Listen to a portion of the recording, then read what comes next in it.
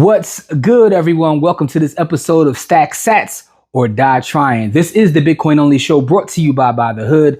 I'm your host as always. My name is Jimmy. And shout out to anybody who may be listening for the first time. Hopefully we're still gaining new listeners or watchers of the video. The video does air on Facebook as well as our YouTube channel. The audio you can find anywhere you get your podcast that you listen to. Hopefully listen to a lot of podcasts. Podcasts is definitely where I'm at with my time that I spend audiobooks and podcasts, that is. With that being said, do all the YouTubing and stuff like comment, share, subscribe, all the stuff that I'm supposed to say. But I'm not into that. I'm into talking about Bitcoin. All right. That's my favorite thing to do, is to talk about stacking sats, right? So, don't you get tired of this shit? So this past week, it was a lot going on in the world of Bitcoin, specifically my world of Bitcoin. First, let's start with this. Got a new hardware wallet, cold storage. You know what? I don't like to call it cold storage. I will explain to you why in 1 second, but I want to show you this. This is the Bitkey, brought to you by the good folks over at Block Inc. They run Cash App, Tidal, amongst other properties. Jack Dorsey, who's a Bitcoiner, also the co-founder of Twitter, has kind of made Cash App. Well, not kind of, it is. It's a Bitcoin company, but this is their cold storage or hardware wallet, have you. I like to call it a signing device. And like I said, I'll explain that in a second. But what I will tell you about this is that this is the best hardware wallet from just the hardware on this is just amazing. It's absolutely amazing. It's high quality. I feel like I'm holding something from Krypton. I feel like you should kneel before Zod when I show you this. It's just, it feels good in the hands. Pause. Hey, yo! But, it's one of those things where software and hardware are two different things. And there's nothing wrong with the software. But I could never see making this my full-time cold storage solution because you do not get the private keys. They have a whole different method of protecting your assets. You kind of have to put a lot of trust in Block Inc. And I'm not one of these people that's like, I'm not gonna never trust this. But what I do recognize is this. One of the great things about Bitcoin is being able to become your own security, protect your own assets, and have full control and full ownership in a way that you've never been able to own any other asset. So putting trust in a centralized entity, can be a little bit scary for someone stacking sats. Now, for me, one of the things that I'll say is this. I learned a lot through the study of Bitcoin and going down my rabbit hole. Just one of the reasons I, created this show is to share the things that I do learn. And one of the things that I learned is the importance of decentralization, not only as it pertains to the blockchain, but just in life in general. It made me think about the way our government is structured. It made me think about just not having one central point of attack. Why do I say that? Currently, I have multiple signing devices or cold storage, whatever you want to call them. And no, I do not use Ledger. No, I do not use Trezor. And as a side note, this is not a sponsored video when I show the Bitkey. But the reason being is because, I feel like stacking sats the way that I do, and my lifestyle is built around stacking sats at this point. I want to be able to have them in different places. I'm talking about different locations. I'm on some James Bond, some James Bond-ish right now. James Bond. But the fact of the matter is that's how I feel about Bitcoin. I feel it's so valuable that I should go above and beyond to do the things that I do. Like, I got fiat miners. I use real estate miners that I talked about, my various ways of stacking. I got actual Bitcoin miners. I'll do an episode about some of the at-home mining stuff I got. A lot of it's lottery ticket stuff. Also joined the mining pool, but nothing too advanced, too crazy. But I'll share that in a future episode. But my point is, by me investing time, energy, and resources into becoming a full-fledged stacker, I don't want to put all my eggs in one basket. So I will keep the Bitkey around, and I will put some sats on there, you know what I mean? But it's not going to be my only solution, nor will I put the majority of my stack on there. The majority of my stack is multi-sigged out, you know what I'm saying? And by the way, I only use Bitcoin only wallets. And I have mentioned in previous episodes that my favorite wallet, and they don't pay me to say this either, is the Foundation Passport, which is just amazing. I also think the Cold Card is up there as well. I use Open Dimes. So I have a lot of different solutions that are signers. Now, I'm explaining to you why I say that's a signer and not a cold wallet.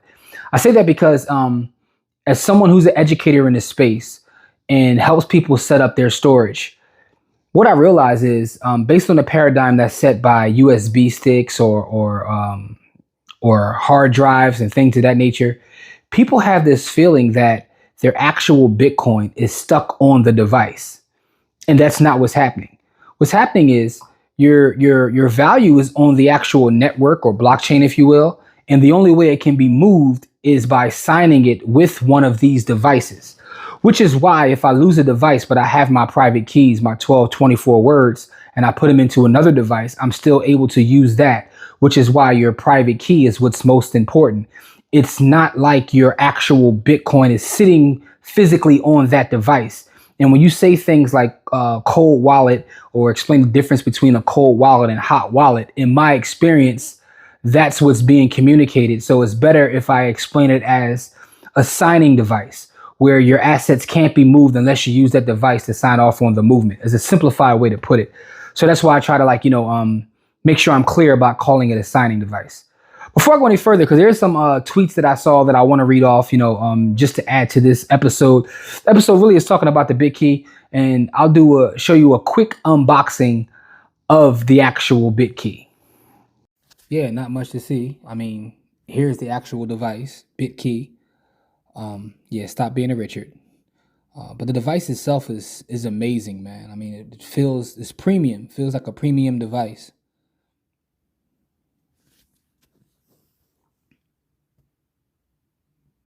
Yeah, so not much to see there, right?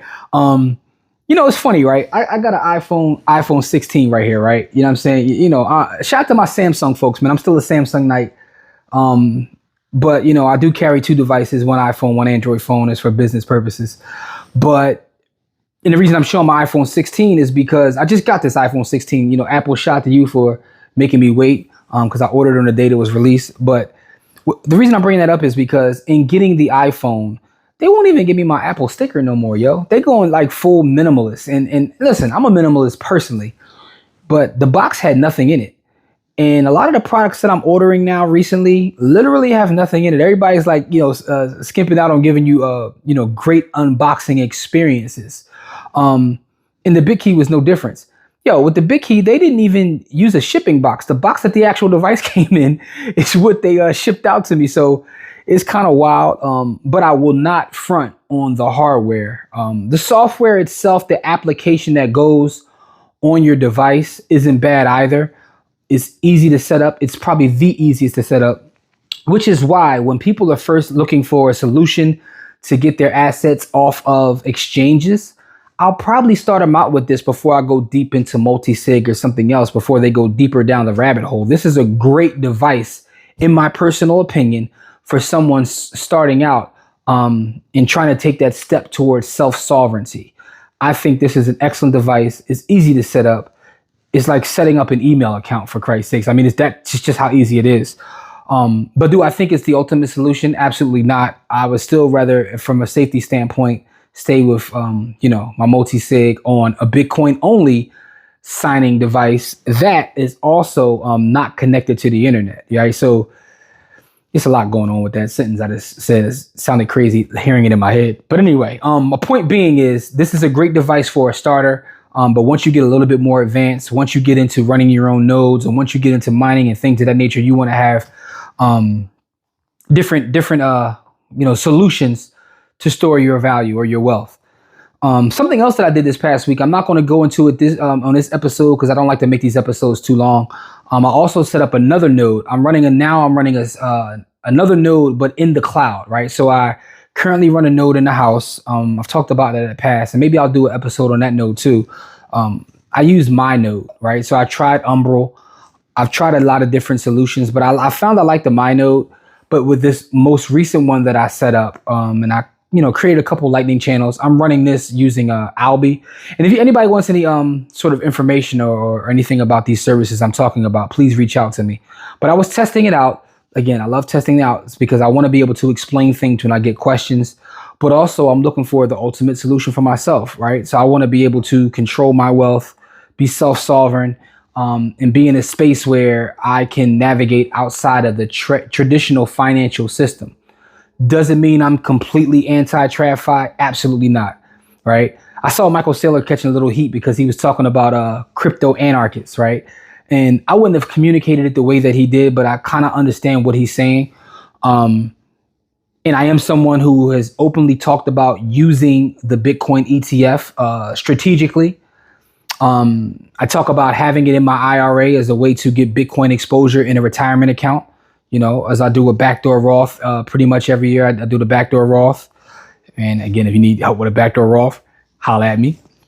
But it gives me a way to get exposure to Bitcoin there. I also use it in my regular brokerage account to, you know, things such as MicroStrategy and IBIT I use to borrow against to then make moves to create, you know, more sats. At the end of the day, I'm creating more sats, but everything I do is within the realm of Bitcoin. I'm not reaching out and touching shit coins. I'm not in the DeFi spaces or anything like that. I'm creating value, putting the value out there to create more Bitcoin.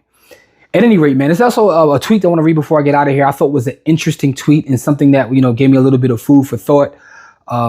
But at the end of the day, last thing I want to say is if you're just getting into this, like if you still have your stuff sitting on Coinbase, first of all, hopefully you're not using Coinbase, Gemini, and nothing like that. If you look in the stack sats, there's only a couple places you can go: Fold, Strike, and Swan, or River.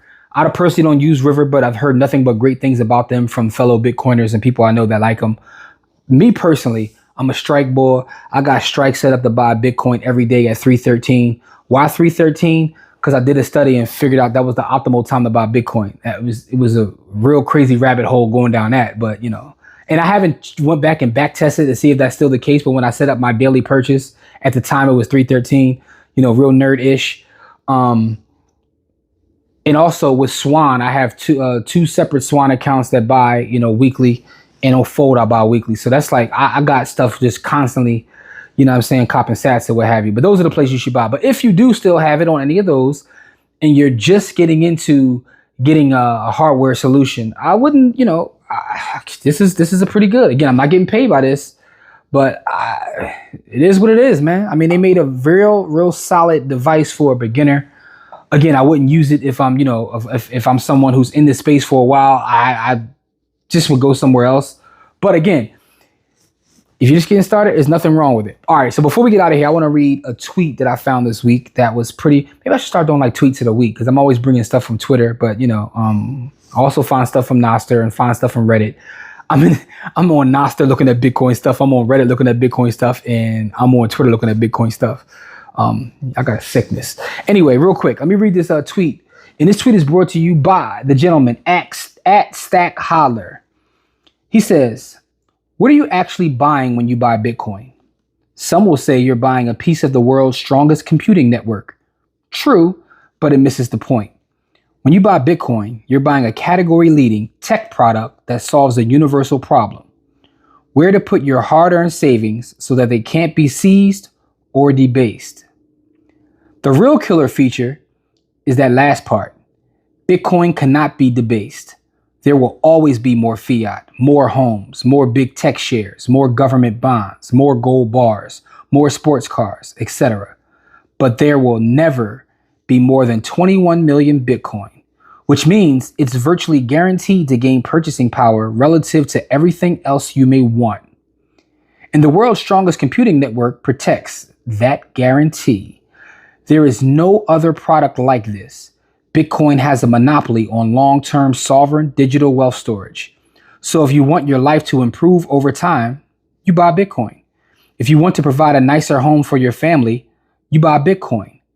If you want to provide a nicer home for your family, you buy Bitcoin. I repeated it twice because when I, screenshot it. Anyway, if you want to stop stressing about bills or looking at prices on menus, you buy Bitcoin. But the buying is the easy part. Patience, confidence, and commitment to hodling in the face of volatility is the short-term price you pay for long-term freedom. By the time your steadfast hodling pays off, you may find that honing those attributes ends up being more valuable than the money itself. Of course, if you ever voice that opinion, you only hear one thing. Easy for you to say, you bought Bitcoin under $100,000. Facts. Facts. Yeah, amen. I thought that was powerful. I think it's true. These episodes that you've watched leading up to this episode, if you've been along since day one, is he kind of reiterated several of the things I said in reference to the network, in reference to only 21 million, in reference to it only being able to go up from here on out. Also, the idea of there being more gold, there being more homes, there being more cars, there being more shares. All of that has been communicated through the Stack Sats or Die Trying show. So I felt that tweet thread rather, kind of encompassed a lot of the feelings that I've had and things that I said. So I wanted to make sure I share that on this episode, as I also show you the new hardware wallet, man. Now everybody is seeing what I have seen for the last couple of years. With that being said, though, a lot of great stuff coming up. Now that I have this hardware wallet, I can kind of conclude the video I've been recording for a while now, showing the various hardware wallets I use. Again, it's taking me time because I have to like really go and gather them and put them in all one location because I do not keep them in one location. I said that on several times. So, it's taking me time to get that video together, but I want to get that together. I also want to show you guys like some of the mining that I do outside. I've kind of explained some of the quote unquote real estate mining that I do, or fiat mining that I do. But I want to explain some of the actual Bitcoin mining I do. So maybe I'm gonna start working on something like that as well. If you have any questions, ideas, concerns, thoughts, like if you just want to holler at me, like, you know what I mean? Like, leave me some comments. Please make sure you subscribe. Make sure you share this. If you disagree with anything I said, that's cool too. I got some disagreements in the comments over the last couple of videos, and that's fine. I mean, I don't argue on the internet. You know what I'm saying? Like, I stack sats, I mind my business, I have fun. And it is what it is, man. So shout out to everybody all across the country. By the way, I'll be in the Shy November 2nd. I'm coming to Chicago to see Stevie Wonder. Yes, I'm making a trip to see Stevie Wonder, but I'll be there for a minute. So, you want to pull up, get a deep dish or something, holla at me, man. But with that being said, man, continue to stay safe out there. Mind your business, drink your water, stack sats, or die trying. Peace.